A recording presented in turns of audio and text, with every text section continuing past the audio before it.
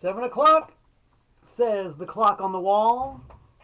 Time for the webcast that has got it all. For all you musical freaks and geeks out there. Present company included in that assessment. Let's get my camera angle right here, man. Here I am, Malcolm Tent, as I tend to be every single Wednesday at 7 o'clock p.m. That's post-meridian, for those of you who are scientifically inclined. 7 o'clock post-meridian Eastern Standard Time for Tent Talks Tunes, where I like to get on my throne here and wax rhapsodic about records and music and things relating to music and records. Excuse me, I like to do it every single week here, live, on Facebook, after which the program is archived forever as part of my permanent record on Facebook, and is also archived now on my YouTube channel. So if you look up Malcolm Tent, M-A-L-C-O-L-M-T-E-N-T, on YouTube, you can find not only past episodes of Tent Talks Tunes, but also tons and tons and tons of other videos and things relating to moi that have never made it onto Facebook, because YouTube's an entire different universe over there, man. Hello, Ms. Gelman. Thanks for tuning in to Tucson. We showed a fine postcard that Ms. Gelman sent last week. I got another one here. We all know that Malcolm Tent lives to get mail. Look at this. A Devo postcard from my really good friends, the Provos, who are not only big Devo fans and supporters of the arts, but really awesome people. They took note of my mailing address. Look at that, Malcolm Tent, Music Man and More, P.O. Box 3626, Newtown, Connecticut 06470, U.S. of A. I love postcards. You send me a postcard, I'll send you one back. Absolutely. It's been a very good mail week. This is a really cool one here. Ah, man. Got a CD in the mail. Yes, look at this thing. That's pretty cool. I don't know what to make of this. This is by a guy named Randy Burke, who is apparently from Charlotte, North Carolina, and who is apparently quite the conceptualist. My main dog, Mick Sampson, sent this to me. Thank you, Mr. Sampson. I really appreciate it. I make the promise to everybody who sends me a CD. By the way, that's Mr. Sampson on the cover, so you can see who it is that's sending me these weird CDs. My promise is that I listen to every single CD I get. And if I think it fits the format of my radio show, which is on WNHU in West Haven every week, once, of course, we do have live radio again. If I think it fits the format, I'll play it. I don't guarantee airplay, but I do guarantee you I'll listen to stuff you send me. And I'm very happy to hear it, because I'm all about new music and hearing new music and checking out new bands and new artists. This one's great from my pal Ted Weeks. Ted sent me this here CD. You can tell by the front cover that something evil's about to happen. Looks like the death train is on its way for sure. This is a band called Eternal Carnage that Mr. Weeks is a part of. 61 songs on this disc. 62, actually. And I'm not going to go into internal or eternal detail or depth, but I will say that song number 61 is called Hogan, and song 62 is called Fuck Hogan. That's all you need as far as I'm concerned. I have a feeling I'm going to like this. So thanks, Ted. Really appreciate that. And I got a few other things. I don't have time to go into everything today, but my illustrious ancestor, Mr. John Bowman, in the almighty anti-scene, he was 2 bass players before me. I did this really awesome shoot interview with him over on the Anti-Scene Facebook page, and he did a little show and tell of some of the records that he had in his personal Anti-Scene archive, and I was drooling over them because I didn't have any, and he mailed them to me. He just sent them to me. That is like going so far above and beyond the call of duty. I want to send a big thank you to my honorable ancestor John Bowman for sending me these, because that's really cool. I was really, really touched by that. And also very happy to get the split 7-inch of his band, War Boys US. It's a split with a Tomcat Torpedo Band. This is good stuff. These are both bands who really know their rock and roll. They know their rock and roll history. They know how rock and roll is constructed. And they apply all that knowledge to making kick-ass rock and roll. So look them up. Warboys USA. Tomcat Torpedo Band.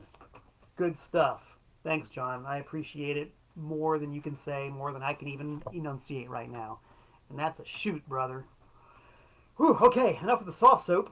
I think everybody's kind of in here. Let me get my water so I can stay hydrated while I get the rhapsodic wax out of its container. See, people are here. Yeah, from all over the world. My mentor, Leslie Wimmer, is in the house. Everybody, I always want everybody to give a big shout out to Leslie, because Leslie owned what, in my opinion, was the greatest record store of all time, Open Books and Records. That's where I got my first job in a record store. That's where I learned how to run the business, because Leslie taught me how to do it. So everybody say hi to Leslie. She's the best. We got Pear from Sweden. Hello. Ray from Tucson. Gordon from Scotland. I need to get a better array here. Ted, you're in. You saw that I got it and I received it. Thank you so very much. By the song titles on this Extreme Carnage CD, I doubt that I'll be able to play any of them on the radio. But I'm going to listen to the whole thing and I'm going to enjoy it. You can bank on that. So yeah, Tent Talks Tunes. Let's talk about tunes, and let's talk about vinyl, and let's talk about a certain kind of vinyl that completely just opened up a universe of possibilities for me. The year 1978. I was right in the vicinity of having just turned 14. My birthday, by the way, September 23rd. So it was sometime around that magical date. Because I remember I had just started the 9th grade when the origins of this tale take place. So it's late 78. I probably just turned 14. I was just about to turn 14. And 1978 is one of those crucial years for yours truly. 1978 was the year that some really amazing records came out that completely blew my mind. Are We Not Men, We Are Devo, The Incredible Shrinking Dickies, and one that we're going to address right now, indirectly, Some Girls by the Rolling Stones. I'm always fond of telling everybody who will listen that Some Girls by the Rolling Stones was the first taste I ever had of musical rebellion and naughty attitudes and just attitude in general. You know, this is like before I discovered punk rock. You know, not too much before, but just before I discovered punk rock. You know, so the Stones Some Girls was the first record I ever got that looked nasty and sounded nasty and was nasty in so many ways. So I became a giant fan of the Stones right off the bat. And as you may know, when I become a fan of something, I do the research. I get into it. I get into it deep.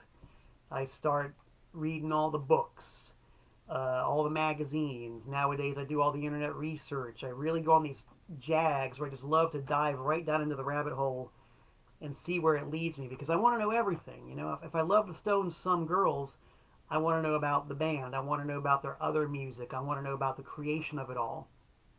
So even at the tender young age of 13 going on to 14, I wanted to know. I wanted to do the research. So on one of my family's weekly expeditions to the Westland Mall in Hialeah, Florida, on a fine Sunday afternoon, Mom and Dad dropped us off at the J.C. Penney's, and we agreed to meet back in an hour. So I made my rounds in the mall, and I was looking for Stones records. And for whatever reason, I went to Sears, the perhaps soon-to-be late lamented Sears, and they had a pretty good record department there. And I decided to plunk down my $6.99 for my second Stones album ever, Get Your Ya-Ya's Out, by the Rolling Stones. Great album. Great, great album. One of my favorites. So I was done with the Sears record department, and I circled back around and went to the bookstore looking for Stones books. And I seem to recall that the bookstore only had one, but what a doozy of a book by the Stones it was. It was The Rolling Stones Illustrated Record by Roy Carr. And Roy Carr was a contributing editor to the New Musical Express in England, none of which I knew about or even heard of. But here's a book about the Stones. It's shaped like a record. It had tons of cool pictures and, like a day-by-day history of the band. Just the kind of stuff I love. Lots of raw data. Album reviews. Really, really cool book. Just chock full of great stuff about the Stones. And this is the copy that I bought in 1978. You can see there's not much left of it. It's completely split and fallen apart and just about worn out to death. But every page is still in it, and I still read it from time to time. Especially now that I'm an adult and I actually understand what he's writing about. There were many, many, many concepts in this book that I did not understand as a 13/14-year-old. But I get it now, and it's fun to read now because of that. So, I'm reading this book. It's really well written. It goes through the entire story, which leaves off with what at the time was the most recent Stones album, which is Black and Blue. So the story ends there, and then there's, like a filmography, outside production projects by the Stones. That's where I first learned about Tucky Buzzard and some of the great stuff that Bill Wyman produced. And, weird records. And then, toward the very end of the book, 2 pages that really rocked me on my heels. 2 pages of a discography of, hope you guys can see this, bootlegs. Now, at the age of 13/14, I'd never heard of a bootleg. I didn't know what a bootleg was. But here, over the course of 2 pages, in this great book by Roy Carr, he's got pictures of a few, and in his exhaustive fashion, he's got track listings, album titles, and critique on some of these things. And I was very, very intrigued by this, because not only, there's just a whole different aesthetic here. The album cover art was really something. It was a lot funnier. It was a lot edgier. It was a lot weirder than the stuff you could find at the regular record stores. Look at that awesome cover art by William Stout. It also had, as you can see, lots of song titles that you could not find on regular Rolling Stones albums. This one right here, dude, Cops and Robbers, Memphis, Roll Over Beethoven, Fannie Mae. I was like, what is this? None of these are on the regular Stones albums that I've read about and that I've seen, and now I'm starting to buy albums. What are these things? And there were certain concerts he wrote about in the book, like the Hyde Park concert, and of course Altamont. And reading this bootleg discography, some of these records actually had them. Like the concerts I read about. You could actually hear this stuff. Like you could listen to a recording of the Stones at Hyde Park or at Altamont or something. You could do that? Very befuddling, because the regular record stores just didn't have these things. So now I'm really intrigued. I want to hear some of this stuff. I want to be a part of this. I want to hear the Stones doing Roll Over Beethoven. We knew the Beatles did it, but the Stones did it too? And it's on a record. Wow, this is fascinating. This is fascinating stuff. I probably read these 2 pages more than any other pages in the entire book. This really, really appealed to my researcher's mind and my desire for the unknown and the unobtainable, the verboten, the taboo even. So okay, I now know that these things exist, and they look really cool. Look at this. Charlie Watts and his Fabulous Rolling Stones, 1975 Tour of the Americas, doing live songs that didn't appear on the regular albums. Dude, I was really into the concept.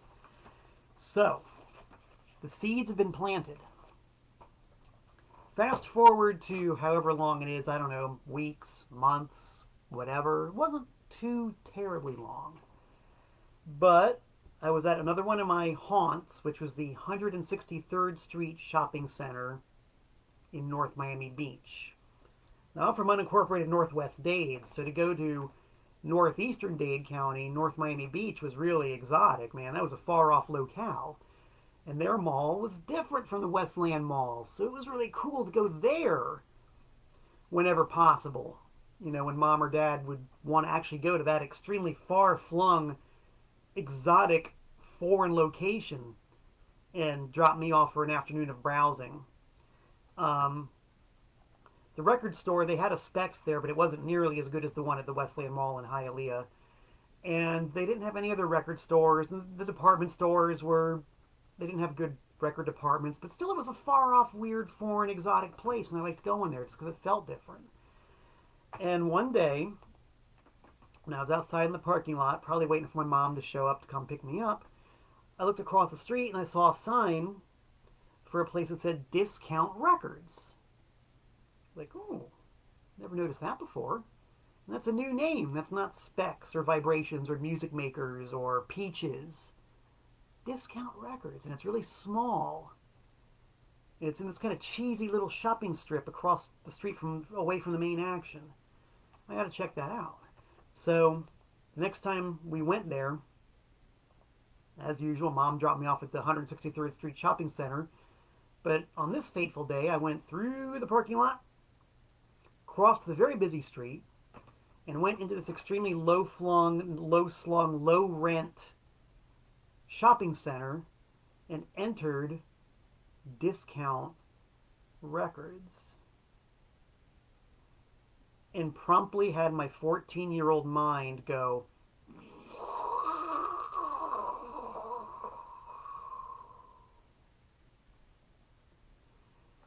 because Discount Records was a whole different ball of wax from your average mall record store or department store record department.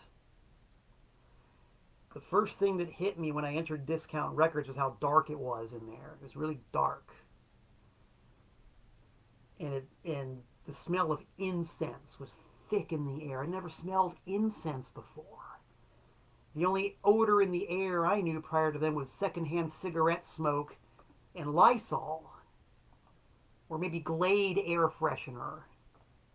This was different. This was incense. I didn't know what it was, but it really smelled nice. I liked it. I'd never smelled incense before. I liked it. I walk in, the first thing I see is a spinning rack, one of those old spin racks of comic books. But this wasn't the regular Marvel DC fare that I saw at the drugstore in unincorporated Northwest Dade, or at Pack's convenience store, or at Bogart's supermarket. These comic books, I don't know what they were. Titles like Zap Comics and Freak Brothers Comics, and I don't even remember what else, but I remember Zap and I remember Freak Brothers. And I was big into comic books. I was a huge Marvel and Marvel Comics fan. Not DC. Thumbs down to DC. DC was kid stuff. Marvel was for the discriminating comic book reader. Am I right? Y'all know I'm right. In 1978, Marvel was the only game in town. But then I saw these underground comic books. They were weird. They were black and white. They were really expensive. They were like $1.25, $1.50 when a regular comic book was like 35 cents. And they were black and white, and they were downright obscene. And I said, all right, I'll take this copy of Zap number 2. This is definitely different from Iron Man or the Fantastic Four. So right away I'm getting information that was not available to a 13 or 14-year-old in unincorporated Northwest Dade. My sheltered existence was about to have the roof torn off of it. Whew. To the right of the comic book spinner was this big glass case full of all these weird, giant, like glass sculpture things that had like pipes and hoses hanging out of them, and I didn't know what they were, but they looked interesting. They looked weird. And the glass was kind of pretty, I thought, what is that? And mind you, to this very day, even now in my last week as a 55-year-old, I'm still straight edge. I've never once done anything. I've never even smoked a goddamn cigarette, thank you very much. But these objects looked interesting. They really did. They looked kind of cool. I was really intrigued by that. Dudes, I just walked into a head shop at the age of 14. Whole new experience from the mall. I liked it. I liked the way it smelled. I liked the lighting. I liked it was really tiny and just completely crammed full of stuff. It was neat. It was really neat. I liked it in there.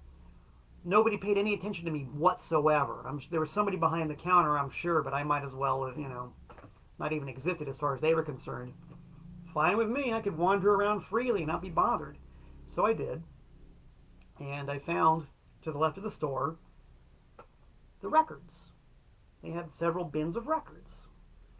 And of course, I headed straight to the Stones section, because by now I had gotten a few Stones records thanks to the the Roy Carr book and my own adventures in the bins. I had already picked up a few.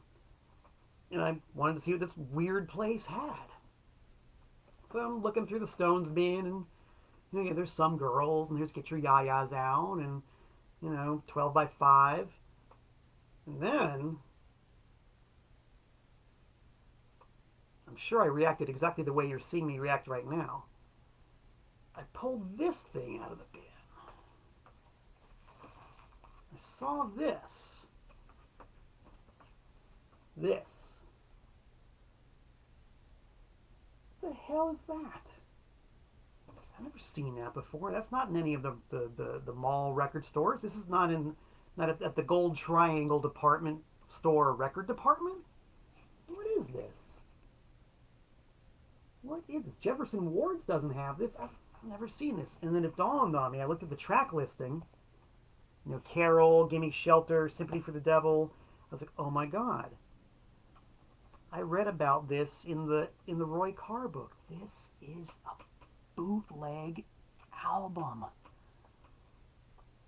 I found one. Holy shite. And it's got a naked lady on the front. Sold. Sold. Sold. I could not believe I'd actually found one of these things. And it was a book. It was a record talked about in the book.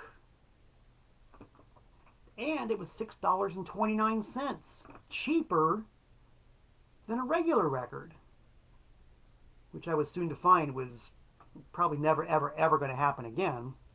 But at the moment, it was just what I needed. Man, I practically burned the back of my hand reaching into my pocket, taking out the money to buy that and my copy of Zap Comics #2. And I took those two items back to my home in unincorporated Northwest Dade and proceeded to absorb them. And was, as Lou Reed and John Cale once said on their album Songs for Drella, forever changed. Forever changed. I'm not even going to go into the way Zap Comics #2 twisted my brain into a pretzel. If I ever do a show on my comic book fixation, we'll go into that in depth. Because I still do collect comics. I love comics. The main issue today is the bootleg LP. And what happened when I took this sucker home and took it into my room and cracked the shrink wrap on it and pulled the record out.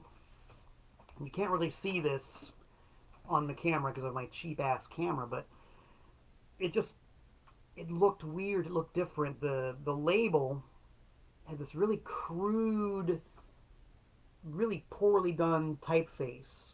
Really crude and cheap looking, and no song titles. And the grooves themselves were like really thin, like very thin and shallow, and there wasn't any song separation. So this thing didn't even look like a regular album that you would buy at the Treasury department store.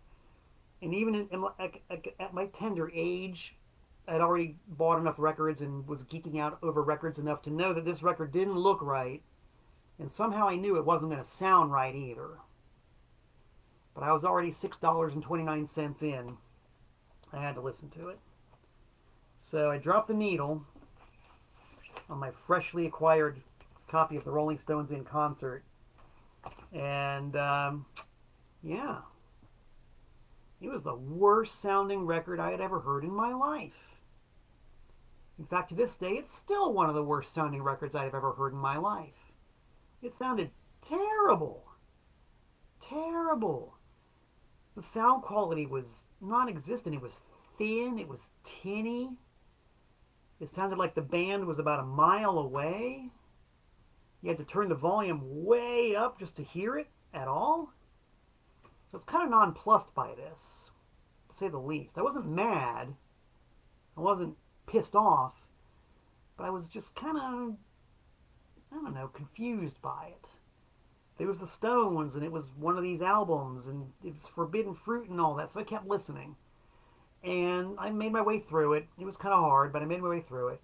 And it was just like the same thing like when you've heard Shot Mask Replica for the first time, or you've heard the Shags for the first time, or maybe you've heard Lamont Young for the first time. It might be unpleasant or repellent the first time, but if you know you need it, you're going to go back to it. Even if you don't consciously know that you need it, you're going to go back to it. You're going to be drawn back. And so I was drawn back to this god-awful sounding, cheaply made document called the Rolling Stones in Concert. And, you know, sure enough, after a while, my ears sort of got attuned to it. I started to be able to pick out the nuances of the performance. And there's actually some really good stuff on here. Awesome version of I'm Free. Really cool version of Carol. Great version of Love in Vain. It ended up being something that we would become well acquainted with over time. A crappy recording of a good performance. Is it any better than Get Your Yayas Out? No, it's not. Get Your Yayas Out is a better album for sure. But Get Your Yayas Out also has layers and layers and layers and layers and layers and layers and layers and layers of remixing and overdubbing and sweetening and editing. There's a website out there. I don't know where it is. There's a website devoted to nothing but all the edits and fixes on this album. It's pretty interesting reading if you like minutia. So this album I just gotten was definitely not as good as Get Your Yayas Out, but it was very much more interesting because you could only find it in one place. One place. So I was hooked. Went back to Discount Records. Went to the Stones section and found another one, also alluded to in the Roy Carr book, called Bright Lights Big City. Incredible demo tapes from 1963, made by the same company as that one. So even though I wasn't expecting much, I bought that one, took it home, and that's when the light went off over my head, because this one sounded great. It actually sounded better than the regular Rolling Stones albums you could buy in the record stores, for pretty much the same reasons that Get Your Yayas Out sounds better than the Rolling Stones in Concert, if that makes any sense. The stuff that was on the Rolling Stones' Bright Lights Big City was straight off of the tape to vinyl.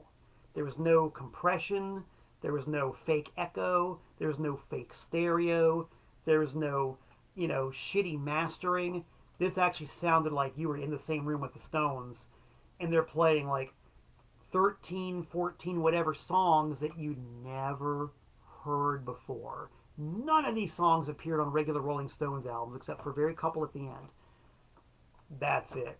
Now I was absolutely gaga for the format and would seek them out any chance I possibly could. And my quest for them might be another story for another day, because it's a pretty long story and it's a pretty big, long, deep quest. What I just want to talk about today is certain titles that are really key, that introduce me to new concepts and new ideas and, new ways of looking at music, new ways of hearing music. When you hear an album like this, the Rolling Stones in concert, and it sounds as bad as it does, and you're interested in the music, you're going to make the effort to get past the low fidelity and really listen to the music for what it is. You know, you don't hear slick production. You hear nothing but the music and the performance thereof. And you get right down to the meat of the matter, which really develops one's ear. You know, you get a much more discerning, critical ear by doing that, I think. I will mention that the Rolling Stones in concert turned out to be a cheap knockoff of what was the very, very first live rock and roll bootleg LP ever, one called Liver Than You'll Ever Be.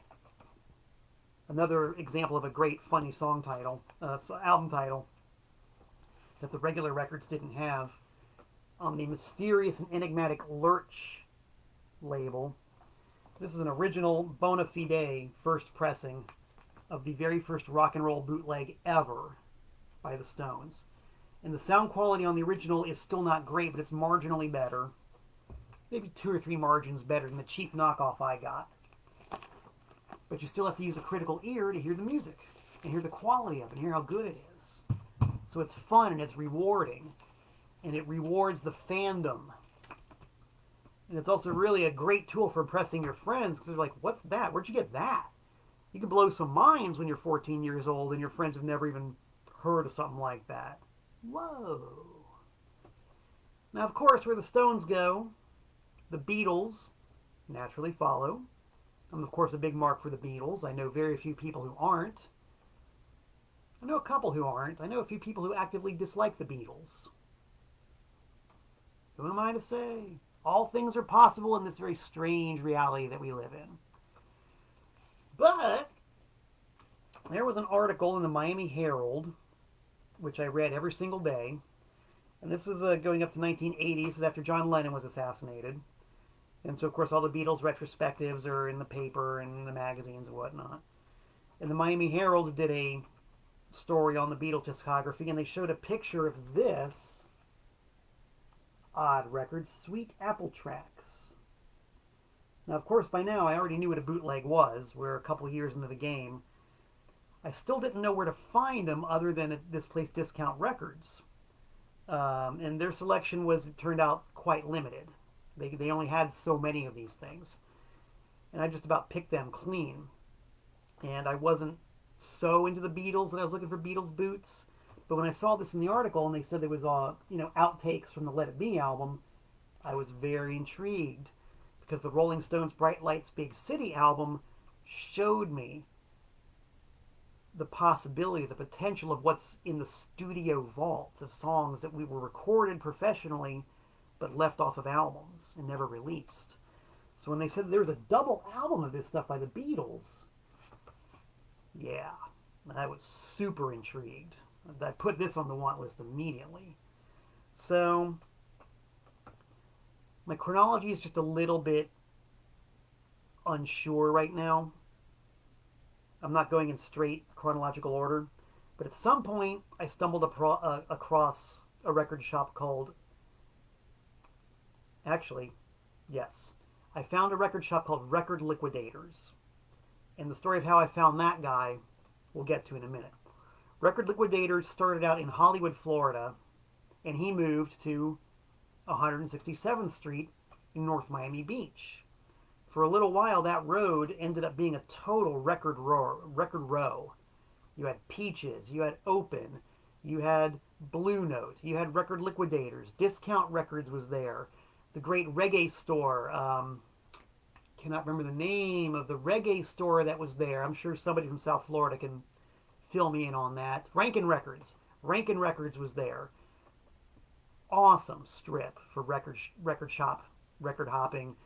Blue Note Records ended up moving to where the old Vibrations building used to be, but Vibrations was there. I mean, it was incredible, the concentration of record shops there was around 167th, 163rd Street in North Miami Beach.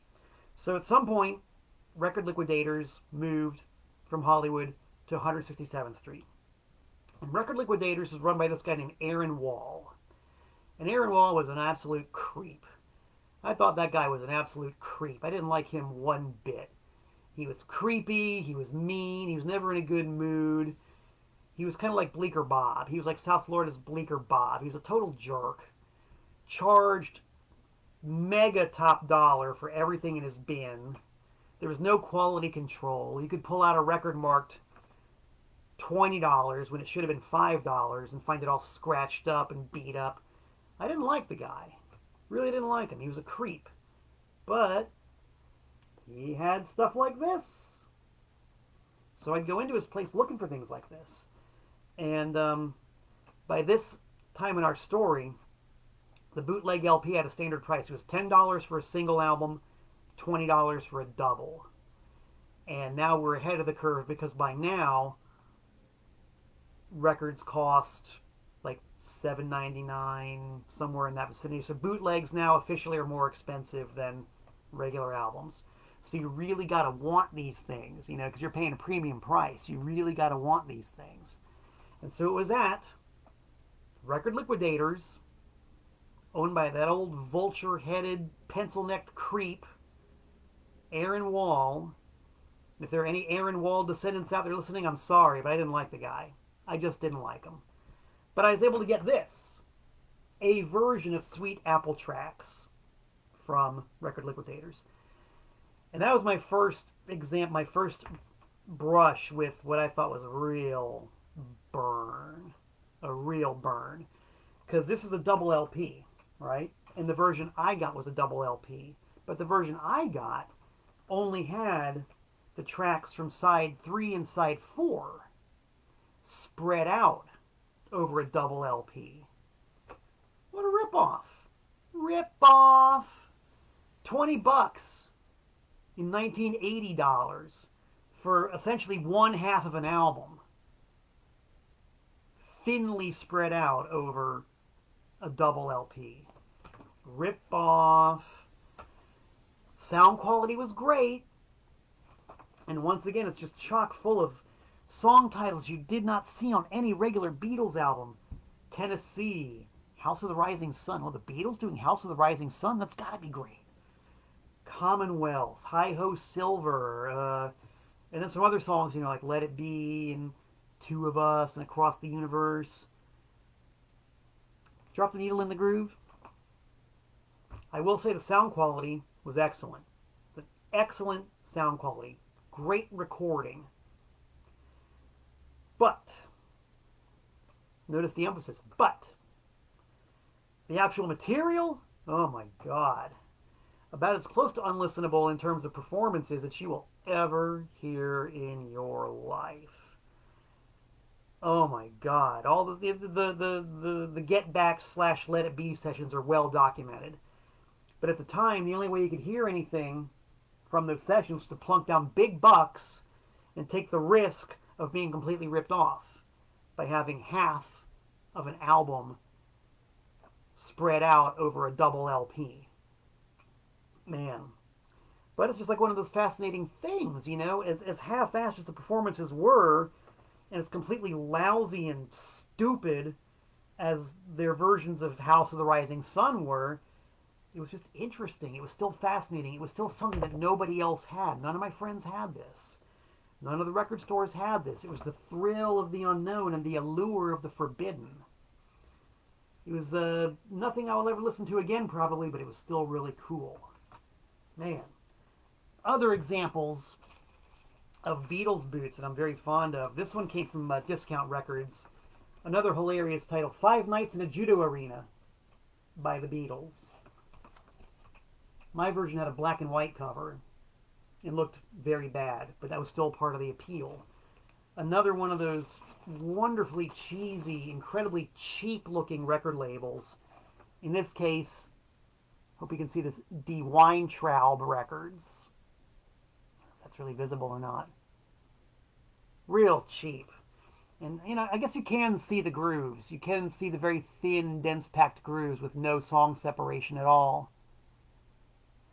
The trademark of no quality. But it was cool because, you know, by this time, the Beatles Alive at Hollywood Bowl was out. And that was a good album. You want to hear more live Beatles. And this is not a very good live album because by 1966, when this is recorded, they just didn't care anymore. The Beatles could not GAF about playing live on stage ever again. So it's an interesting document of the Beatles sleepwalking through a performance in front of a somewhat polite audience in Japan with excellent sound quality, taken off of a Japanese videotape / TV broadcast. And once again, I'm sure you can go onto YouTube right now, right this very second. You can go to YouTube and find both of the complete concerts from Tokyo. But at this time, 1980, there was no way in hell you were ever going to see that. It just wasn't gonna happen. And the fact that anybody even had an audio dub of it and was able to press it onto vinyl was mighty impressive. In fact, I don't think it was even until several years later that I even knew this was from a TV broadcast or a videotape. Information was a lot harder to come by that back then, even much harder than the artifacts themselves. And this is why boots were so cool, because it took so much effort to find them, and you didn't really know what was going to be on them, and you had to somehow find out, and you had to use your critical ear to really appreciate what was on them a lot of the times. And one thing just kind of led to another. A rabbit hole. A warren. You didn't have Wikipedia, dude. You had to do hardcore research. And I loved it. I loved it. A toast to hardcore research.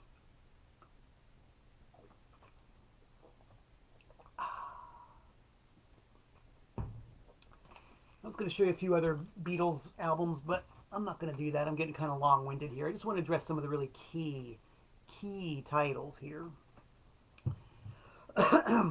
This is a key title, and this relates to an artist who I've always had more of like an intellectual appreciation for, more so than a musical love for.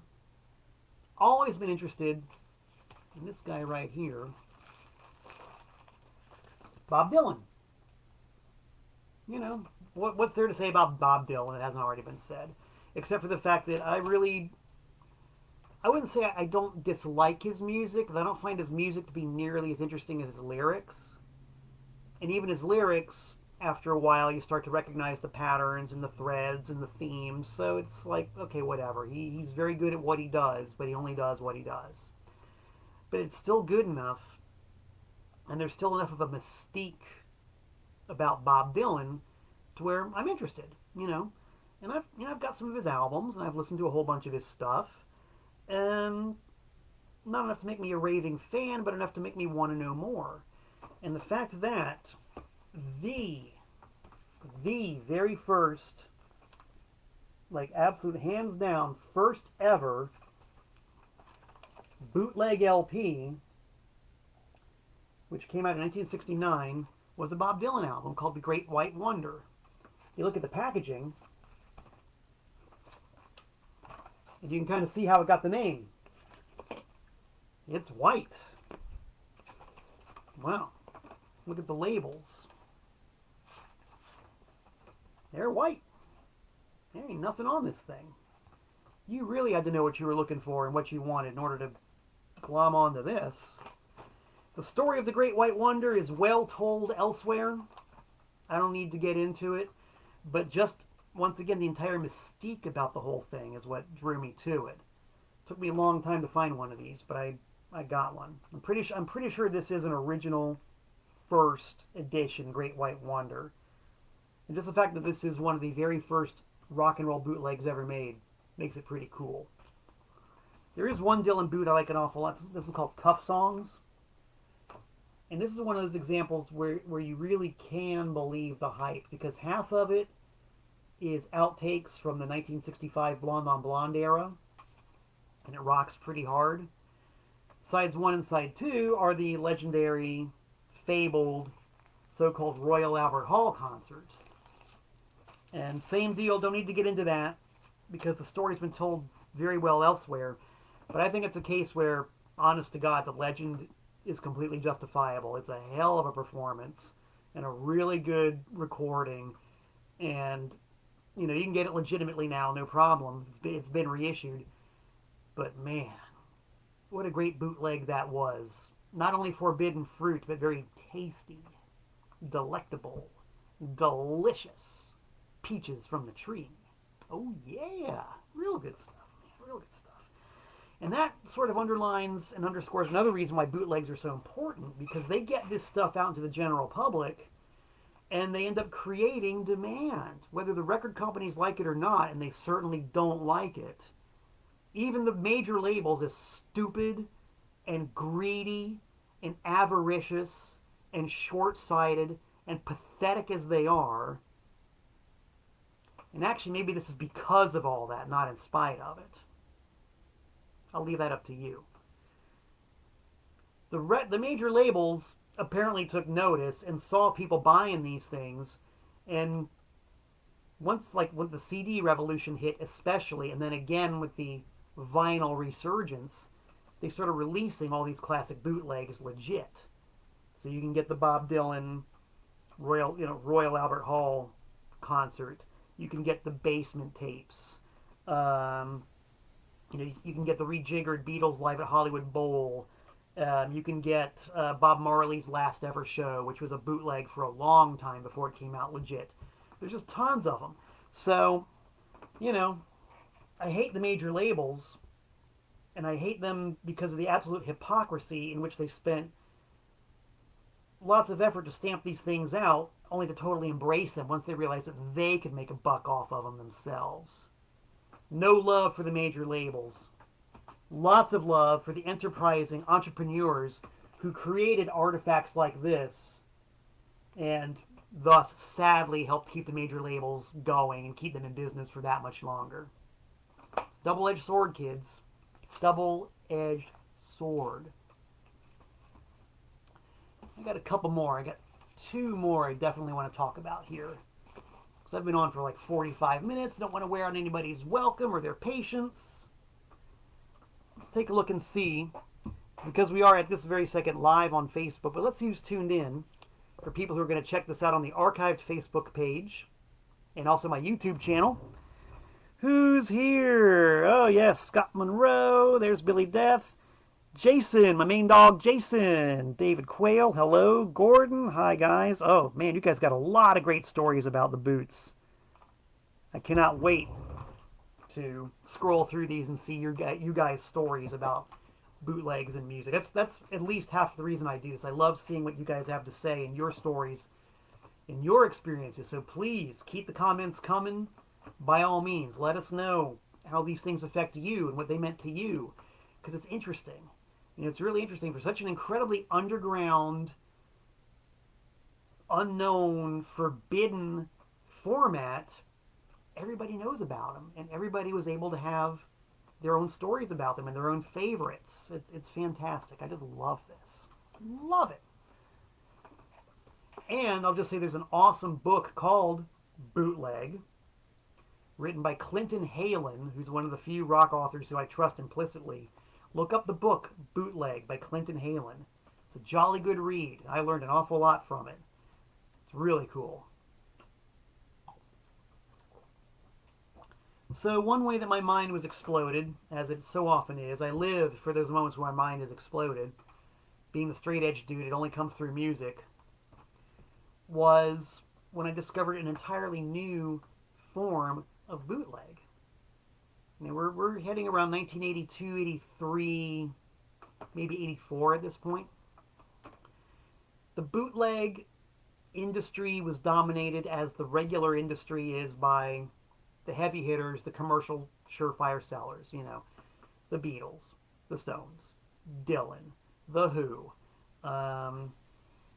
whatever, the Doors, And I had tons and tons of bootleg albums by all of those bands because I love them all, And the thrill of the hunt is the thrill of the hunt, and the thrill of discovery is the thrill of discovery. No matter what. If you like it, it's good.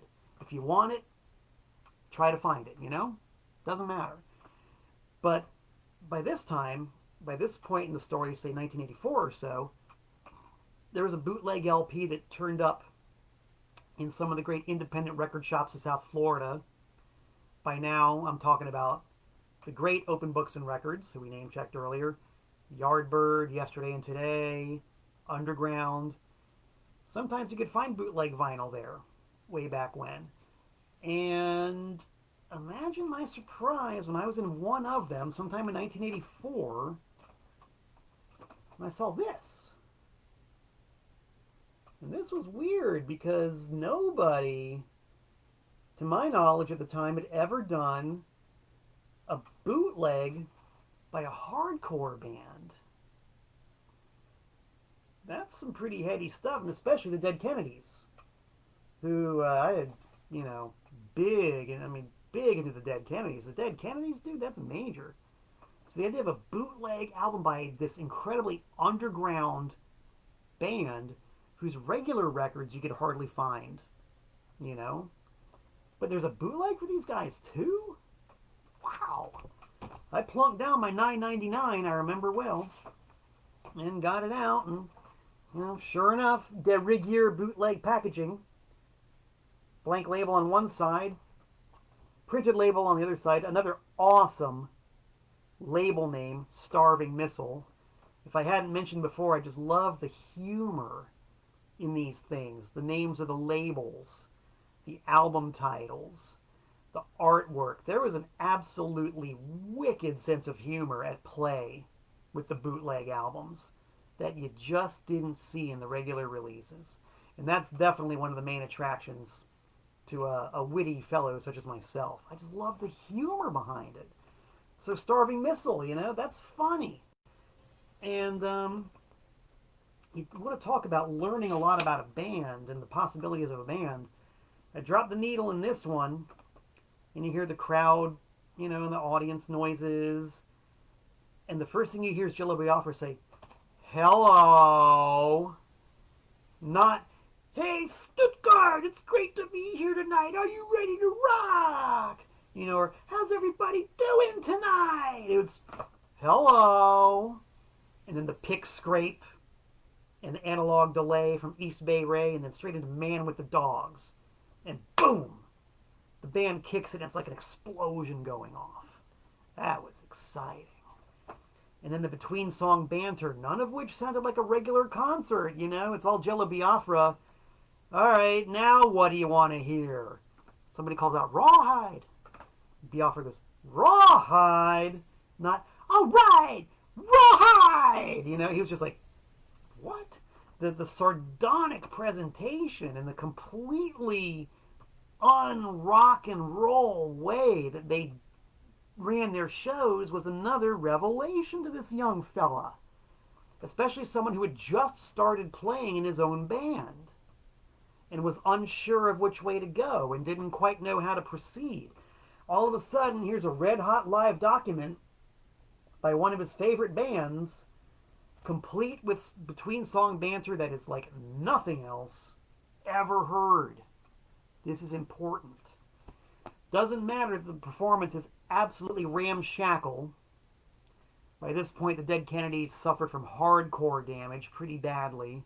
They were not a hardcore band. They were a punk rock band. They tried to be a hardcore band, and I think it was not for the better. And a lot of the evidence is contained in the grooves of this album. Performance is definitely ramshackle, but the energy is undeniable, and the whole attitude is irreplaceable. This was a textbook for the young Malcolm Tent, and you could only get it on a bootleg LP.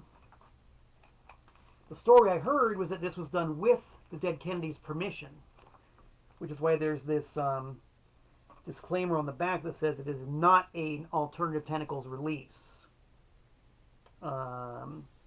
Apparently the guy who recorded this asked Biafra if it was okay to do it. Biafra said yes, but make sure that it's not presented as an official album and go ahead.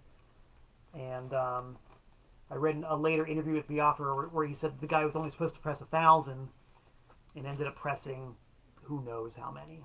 A lot more than 1,000. But he did end up becoming a legitimate label that released some stuff by like White Flag and F and I think some German hardcore comps and stuff like that. So Starving Missile, one of a couple of examples of a label, a legitimate label that started out in bootlegs.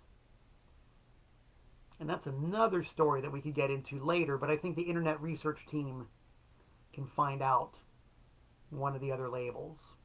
And it's a big one, too. Big one. Look it up. Look it up. Alright, I think I got one more I want to talk about here. This is one that fried my brain, not only because of it being by my #1 all-time favorite band ever, but it showed the possibilities of the art form. It demonstrated what an enterprising bootlegger could do. And the groundwork was definitely laid in the past with albums like Dylan's Great White Wonder and, a lot of other titles by other artists. But the fact that it was with Devo. Can you imagine the reaction of this young spud boy the first time he saw a Devo bootleg LP? It was the same deal. I just could not believe that such a thing existed because of what I said earlier about the Dead Kennedys. We already knew about the Doors and Zeppelin and the Beatles and the Stones and Dylan and Jethro Tull and all that stuff, but this was way before I saw the Dead Kennedys album, a Devo album. One of my beloved new wave bands had a bootleg album. The same day I saw that one for the first time, I saw an album called Noobs by Public Image Limited. Rocked me back on my heels that these bands had bootleg albums. Could not believe it. And the fact that this was a Devo album, and I had only just recently, this was in the summer of 1980. Summer of 1980. I had only just recently caught my first ever concert, which was Devo. And their first 3 albums were out. Had them all. Had all the singles. Had the imports. I had every single legitimate thing you could possibly get by Devo. And I want to stress when I discuss these kinds of things, when I bought this, I already had every single Dead Kennedys album there was to have. And all the singles. And all the compilations. I'd already bought everything there was to have by the Dead Kennedys. And to a large degree by the Stones. And the Beatles. Not Dylan so much, but you know what I mean. I'd already exhausted all the regular catalog. So when something like this pops up, you better believe I'm going to dive for it. Especially considering that one album was live, and the other album was demos. Double album. Live and demos. 2 of my favorite words. And it had that wonderful, wonderful, super crude label art. I hope you guys can see that. My camera is so lousy. Maybe for my birthday I'll get a good camera. But yeah. Minimalism. Minimalism. And once again, the dense packed grooves with no song separation whatsoever. Screenshot, please. Thank you. Yeah. It had everything I wanted. The live performance on this album, besides being a good recording, is incendiary. Unlike the Dead Kennedys, when Devo played live, they were tight as a kung fu fist. You could not slip a playing card between them when they played live. It's like a giant machine in full flight. Taken from a radio broadcast. God damn. Crammed 50 minutes worth of music onto sides 1 and sides 2, which is a complete antidote to that rip-off of Sweet Apple Tracks I talked about earlier. You got value for money on this one. And then sides 3 and 4, these astounding demo recordings from like 1974, 75, 76 that sounded like no other music that had ever been made on planet Earth. This stuff was from outer space and all commercially unavailable. Packaged in a beautiful full-color cover. To me, this shows what the medium was capable of. You know? It's just like the major labels, you know. You're littered with rip-offs and bullshit and shabby releases, but every now and again, somebody knocks it out of the park. And the particular label that did this, called Lunar Tunes, all their stuff was really good. Same beautiful packaging, double LPs just crammed full of music. and all stuff you couldn't get anywhere else. I already owned everything there was to own by Devo, I thought. And I saw this. And it was by an entire genre of music that I did not know existed on bootleg format. So yeah, I love these things, man. I really do. At one point, before I moved to Florida, I had piles of them. I had many, many, many, many of them. Even by bands I didn't like. I had a Bruce Springsteen bootleg, for God's sake. Just because I found it somewhere and it was really cheap, and I figured I'd pick it up. But in order to finance my monumental migration to Connecticut, I had to sell off a lot of my stuff, including the vast majority of my bootleg vinyl LP. And in fact, this one here, the Men Who Make the Music, is one of the few that actually survived the purge. So I still got that one. And I'm still chasing down others. And in fact, occasionally I'm able to find one that I had to sell, like this one by New Order, Blue Monday. Another classic example of an album made by somebody who knew what they were doing. It's seamlessly edited from 2 different concerts in top shelf sound quality with a really classy, minimalist package. And it's got a song on here you can't find anywhere else. Anywhere else. They do a version of When I'm With You by Sparks, which is fantastic. New Order Live was a much more adventuresome, experimental, raw, noisy proposition than they were on vinyl. And this album is a fantastic document of that. It's got the fake factory label and everything, more minimalism. Just great. I had to sell this one to finance my move north, but I found one later. A replacement copy. And if I have any say in it, I'm not selling this one.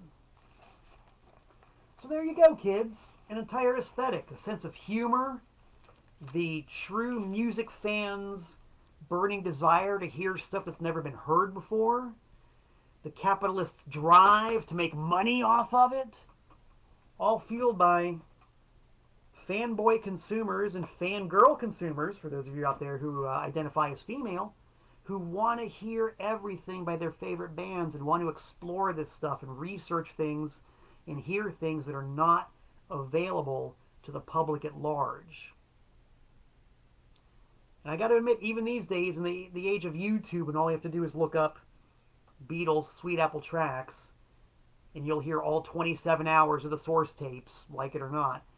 Even with that, I still like to go onto YouTube and look some of these things up, because there's still a lot of stuff I've never heard that the gatekeepers of the corporate record industry will not let people hear.